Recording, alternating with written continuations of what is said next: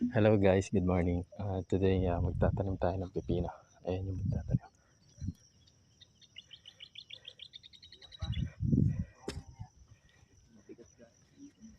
Ito pala itatanim namin binhi guys. Mega CF1. Unang step guys, magbasol muna tayo. Diyan natin ilalaglag yung binhing buto.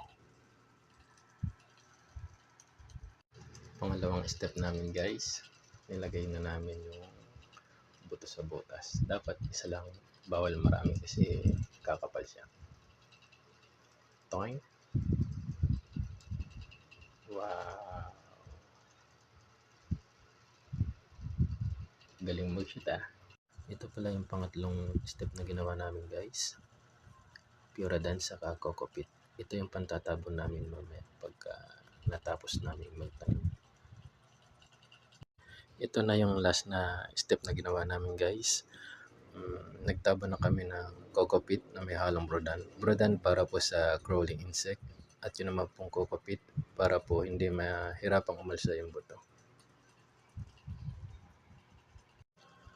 Thanks for watching!